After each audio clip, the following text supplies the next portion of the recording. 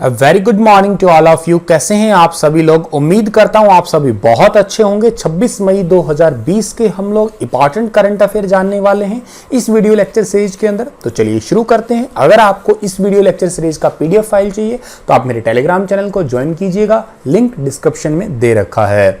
तो देखिएगा, सबसे पहले हमें जानना है कि कोरोना वायरस के दुनिया भर में केसेस कितने हो चुके हैं। 55,67,330 लोग जो हैं वो कोरोना पॉजिटिव हो चुके हैं और वहीं मरने वालों की संख्या 3,46,888 पहुंच चुकी है। और वहीं इस महामारी से जो लोग ठीक हुए हैं उनकी संख्या 23,52,919 पहुंच चुकी है।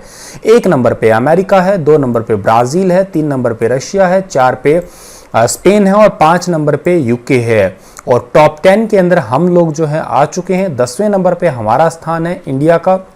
इंडिया के अंदर जो है वो सबसे ज़्यादा केसेस है महाराष्ट्र के अंदर 52,667 केसेस है। टोटल केसेस इंडिया में 1,44,950 है। वहीं मरने वालों की संख्या भारत के अंदर जो है वो 4,172 है अभी तक। चलिए क्वेश्चन स्टार्ट करते हैं। उससे पहले एक बिग ब्रेकिंग न्यूज़ है हमारे सामने कि जो हमारे पहले सीडीएस जिनका नाम है general Bipin Rawat, chief defence staff है, तीनों सेनाओं के ऊपर हैं ये। 1 जनवरी 2020 को इन्होंने अपना पदभार जो है ग्रहण किया था। इन्होंने ये भी हाल ही में घोषणा की है कि हर महीने की सैलरी का 50,000 रुपये जो है वो 1 साल तक, आने वाले 1 साल तक जो है वो पीएम केयर्स फंड के अंदर ये डोनेट करते रहेंगे। मान लीजिएगा भाई इनकी सैलरी है हर महीने 2 लाख रुपए, तो ये 50,000 रुपये जो है हर महीने उसके अंदर से निकाल के पीएम केयर फंड के अंदर देंगे। ऐसा ये अब से 12 महीने तक करेंगे। मतलब अभी ये घोषणा इन्होंने मई 2020 में की है, ये मई 2021 तक जो है वो 50,000 रुपये अपनी सैलरी का देते रहेंगे। ये बात आप याद रख लीजिएगा। ये इससे पहले हमारे जो है आर्मी के चीफ कमांडर थे या मुख्य अधिकारी थे, अभी वर्तमान में मनोज मुकुंद नरवाने हैं, याद रखिएगा। आगे बढ़ते हैं। पहला सवाल है हमारा कि प्रधानमंत्री ने हाल ही में चक्रवात प्रभावित ओडिशा के लिए कितने करोड़ रुपए के राहत पैकेज की घोषणा की है। तो अभी हाल ही में प्रधानमंत्री नरेंद्र मोदी ने चक्रवात प्रभावित अम्फान चक्रवात प्रभावित ओडिशा के लिए जो है वो 500 करोड़ रुपए की जो है वो राहत पैकेज की घोषणा की है। बी ऑप्शन सही है इस क्वेश्चन का हमारा। ओडिशा के अंदर और पश्चिम बंगाल के अंदर जो है अम्फान चक्रवात प्रभावित इलाका है। अच्छा, ये 500 करोड़ राहत पैकेज तो घोषणा की है।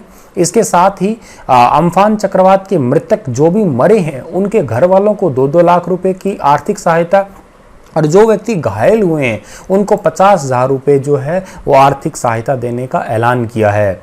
बात ओडिशा की हुई है तो मैप में देखिएगा, ये है ओडिशा। ओडिशा के अंदर आपको ये झील नज़र आ रही है जिसको हम लोग चिल्का झील कहते हैं, जो कि भारत की सबसे बड़ी झील है। खारे पानी की या नमकीन पानी की भी कह सकते हैं हम लोग। हालांकि ज़्यादा खारा पानी सांबर झील जो है वो जयपुर का है। ओडिशा की राजधानी जो है वो है भुवनेश्वर। ओडिशा के गवर्नर का नाम प्रोफेसर गणेशी लाल, जो कि हरियाणा के सिरसा के रहने वाले हैं। और ओडिशा के मुख्यमंत्री का नाम जो है वो नवीन पटनायक है।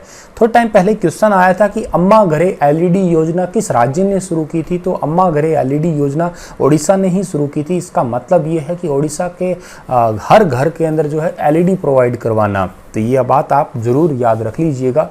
ओडिशा के अंदर जो है एक सूर्य मंदिर है, कोणार्क मंदिर है, जो कि 10 रुपए के नोट के पीछे उसका फोटो भी है।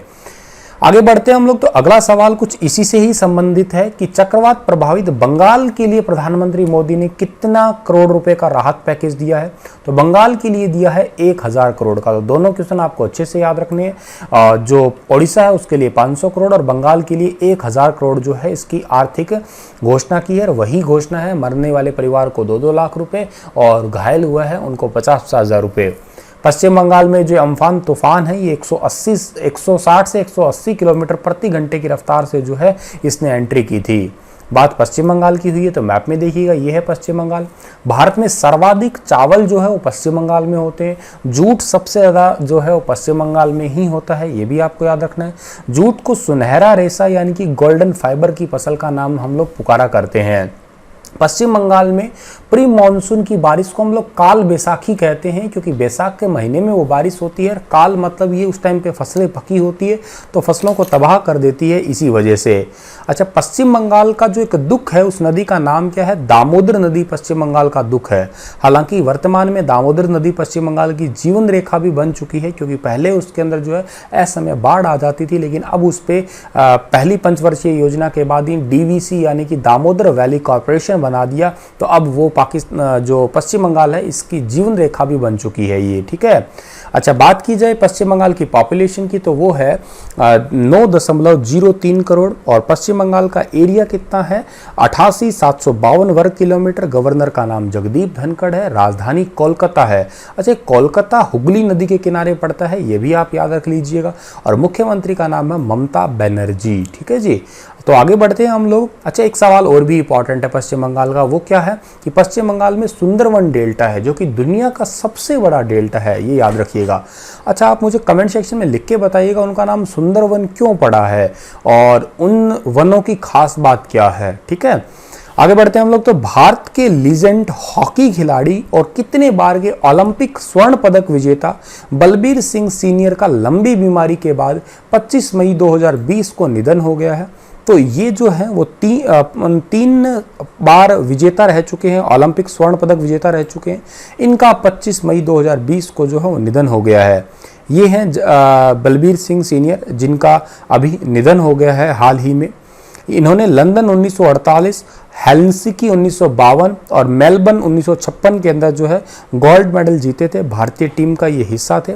1956 में जो है वो मेलबर्न ओलंपिक में भारत के कप्तान भी इनको बनाया गया था। 57 में इनको जो है 1957 में पद्मश्री पुरस्कार दिया गया था भारत सरकार की तरफ से, और 1975 की विश्व कप विजेता टीम के मैनेजर भी यही रहे थे। अगले सवाल की ओर जाते हैं। तो which state has set up A migration commission? कौन सा ऐसा राज्य है जो माइग्रेशन कमीशन की स्थापना करने वाला है? तो उत्तर प्रदेश करेगा, ए ऑप्शन सही है। इस कमीशन का एक मुख्य उद्देश्य ये है कि जो जितने भी माइग्रेंट पीपल है उनकी स्किल को पहचान के और उनको उनकी रेलेवेंट जॉब प्रोवाइड करवाना। उत्तर प्रदेश का जिक्र हुआ है तो आप मैप में देखिएगा, ये है यूपी। भारत में सर्वाधिक जनसंख्या वाला राज्य, ना केवल भारत में बल्कि पूरी दुनिया में सबसे ज़्यादा जनसंख्या जो है इसी की है। 20.42 करोड़ जनसंख्या है, जो कि मतलब किसी भी देश की भी नहीं है, समझिएगा आप लोग। इटली जैसे देश तो जहाँ पे 5-5, 6-6 करोड़ ही जनसंख्या है। यहाँ की टोटल एरिया, जमीन का एरिया जो है वो 243,286 वर्ग किलोमीटर है। राजधानी लखनऊ है। लखनऊ गोमती नदी के किनारे पड़ता है। गवर्नर का नाम आनंदीबेन पटेल है। अच्छा, आनंदीबेन पटेल जो है वो अभी इससे पहले गवर्नर मध्य प्रदेश की थी, और मध्य प्रदेश से पहले गुजरात की मुख्यमंत्री रह चुकी हैं। यहाँ के वर्तमान मुख्यमंत्री का नाम है योगी आदित्यनाथ, ठीक है, जो कि गोरखपुर से चुने गए हैं। और उत्तर प्रदेश जो है वहाँ पे सबसे ज़्यादा गेहूं होता है। पूरे भारत का 35% से ज़्यादा गेहूं उत्पादन यूपी में होता है। यूपी के अंदर जो है गन्ना भी भारत में सबसे ज़्यादा होता है। गंगा नदी की सर्वाधिक लंबाई भी यूपी के अंदर ही है, ये भी आपको याद रखना ही है। तो आगे बढ़ते हैं हम लोग। The Supreme Court has allowed which airlines to fly with middle seat filled for 10 days? Supreme Court ने अभी हाल ही में किस एयरलाइन की बिचली सीट को अगले 10 दिन तक भर के चलाने के आदेश दिए हैं? ये आदेश दिए हैं एयर इंडिया की फ्लाइट्स को, ठीक है, सी ऑप्शन सही है। अभी क्या है मामला, देखिएगा, थोड़े दिन पहले जो है वो मुंबई हाई कोर्ट से, बॉम्बे हाई कोर्ट से एक आदेश आया था कि सोशल डिस्टेंसिंग मेंटेन रखी जाए। एक सीट पे जो है वो यात्री बैठे, एक के बाद में एक सीट छूटे, फिर अगली सीट पे यात्रियों को बिठाया जाए और लगभग बीच वाली सीटों को खाली छोड़ा जाए। बीच वाली सीटों का मतलब क्या है कि 2 व्यक्तियों के बीच वाली सीटों को खाली छोड़ा जाए। लेकिन जो सुप्रीम कोर्ट है, इन्होंने भी हाल ही में ये आदेश दिया है कि फिलहाल क्रिटिकल कंडीशन है और सभी यात्री जितने भी हैं फंसे हुए विदेश के अंदर, उनको इंडिया के अंदर लेके आना है। इस वजह से अभी 10 दिनों के लिए रूल फॉलो ना किया जाए, उसके बाद में रूल फॉलो कर लिया जाए। CEO की बात की जाए एयर इंडिया के तो है प्रदीप सिंह, और पेरेंट ऑर्गेनाइजेशन भी एयर इंडिया ही है, हेडक्वार्टर इसका न्यू दिल्ली में है। भारतीय अमेरिकी सिद्धार्थ मुखर्जी ने किस वर्ष पुलित्जर पुरस्कार जीता था? तो भारतीय अमेरिकी सिद्धार्थ मुखर्जी ने 2011 में पुलित्जर पुरस्कार जीता था। अब ये हैं सिद्धार्थ मुखर्जी। अच्छा, इनको क्यों पढ़ रहे हैं, आज क्यों पढ़ रहे हैं? क्योंकि अब जो है इनको न्यूयॉर्क के कमीशन जो है, न्यूयॉर्क कमीशन का सदस्य या मेंबर नियुक्त किया गया है, जो कि किसी भी राज्य की अर्थव्यवस्था को आगे बढ़ाने पे उसका मेन फोकस रहेगा। और वर्तमान में कोरोना महामारी से जो बुरी तरीके से जितने राज्य प्रभावित हुए हैं, उनको किस तरीके से उनका इकोनॉमिक रेट जो है बढ़ाया जा सके, तो इनको अभी हाल ही में न्यूयॉर्क कमीशन का मेंबर बनाया गया है। इस वजह से आज इनको हम पढ़ रहे हैं।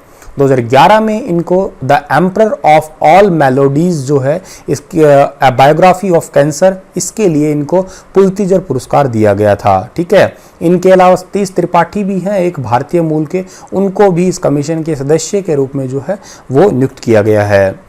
हाल ही में किसने विदेश में फंसे कुछ श्रेणी के OCI कार्ड आधारकों या कार्ड धारकों को भारत आने की मंजूरी दे दी है? तो ये मंजूरी दी है केंद्र सरकार ने। सी ऑप्शन सही है। काफ़ी अच्छा क्वेश्चन है। देखिएगा, OCI का फुल फॉर्म होता है ओवरसीज सिटीजन ऑफ इंडिया। ये दोहरी नागरिकता वाला का एक कार्ड होता है। ठीक है, ये उनको दिया जाता है तो भारतीय मूल के होते हैं लेकिन किसी दूसरे देश में रह रहे होते हैं। अब उनको क्या है कि वोट देने का या सरकारी सेवा का हिस्सा बनने का, जैसे मान लें गवर्नमेंट जॉब लगने का या जमीन खरीदने का अधिकार तो नहीं होता, लेकिन बाकी अधिकार भारतीय नागरिक के जो होते हैं वो सारे के सारे सेम ही होते हैं। अब क्या है कि जो OCI थे उनको इंडिया के अंदर नहीं आने दिया जा रहा था। ठीक है, तो अब उनकी ये डिमांड है, काफ़ी सारे लोगों की डिमांड थी। सोशल मीडिया पे इन्होंने कहा कि अभी जॉब्स वगैरह उनकी जा चुकी है, इस वजह से उनको इंडिया में आने दिया जाए।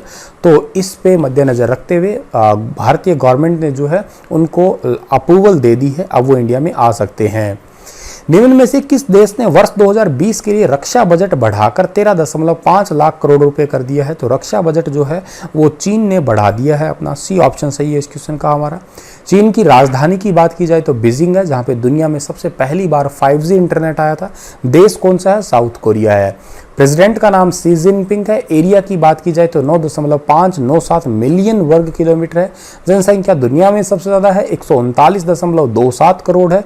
करेंसी रिनमिनबे है। ठीक है, और चीनी भाषा या मंडारिन के नाम से पुकारी जाती है, जो कि दुनिया में सबसे ज़्यादा बोली जाती है, वो चीन की ही है। भारत और चीन के बीच की लाइन को मैकमोहन लाइन भी कहते हैं हम लोग। 25 मई को किस देश में पहला राष्ट्रीय सरकार फर्स्ट नेशनल गवर्नमेंट डे मनाया जाता है? तो फर्स्ट नेशनल गवर्नमेंट डे मनाया जाता है अर्जेंटीना में। ए ऑप्शन सही है इस क्वेश्चन का हमारा। इस दिन नेशनल हॉलीडे भी होता है। ये इसलिए मनाया जाता है क्योंकि 25 मई 1810 को प्रीमेरा जुंता जो है, इस नाम की एक गवर्नमेंट बनी थी, जो कि पहली गवर्नमेंट थी अर्जेंटीना की। ये उस गवर्नमेंट का फोटो है। ठीक है, अर्जेंटीना का जिक्र हुआ है तो मैप में देखिएगा, ये है अर्जेंटीना। अर्जेंटीना की जो कैपिटल है वो है ब्यूनस आयर्स, और कैपिटल तो होगी, करेंसी है अर्जेंटीना पेसो, और ऑफिशियल लैंग्वेज है स्पेनिश यहाँ की। प्रेसिडेंट का नाम है अल्बर्टो फर्नांडिस। भारतीय अर्थशास्त्री आभास झा को दक्षिण एशिया में जलवायु परिवर्तन के लिए किस अंतर्राष्ट्रीय संगठन के मैनेजर के रूप में नियुक्त किया गया है? तो आभास झा को जो है वर्ल्ड बैंक के मैनेजर के रूप में नियुक्त किया गया है। ए ऑप्शन जो है इस क्वेश्चन का बिल्कुल ठीक है। क्लाइमेट चेंज जितना भी हो रहा है उसको बैलेंस करने के लिए, ये जो आपको फोटो में दिखाई दे रहे हैं यही है आभास झा। वर्ल्ड बैंक का जिक्र हुआ तो इसका हेडक्वार्टर वाशिंगटन DC अमेरिका में है। प्रेसिडेंट का नाम डेविड माल्पस है। स्थापना जुलाई 1944 में हुई है। ध्यान दीजिएगा, एक बार पहले भी आया था तो बच्चे पूछ रहे थे सर हमने जुलाई 1945 पढ़ा है। बिल्कुल ये आपने पढ़ा होगा कहीं, लेकिन राइट जो है 1944 है, नो डाउट, इसमें कोई गलती नहीं है। हाँ, अगर 1944 ऑप्शन में नहीं है तो आप 45 लगाइएगा, वो बात अलग है, लेकिन 1944 में ही स्थापना हुई है, इसमें कोई गड़बड़ नहीं है, बिल्कुल ठीक है ये। इसी के साथ ये लेक्चर समाप्त होता है। कल फिर हाजिर होऊंगा कुछ लेटेस्ट अपडेट के साथ में। तब तक के लिए आप हंसते रहना, मुस्कुराते रहना, अपना ख्याल रखिएगा। Stay home, stay safe. धन्यवाद।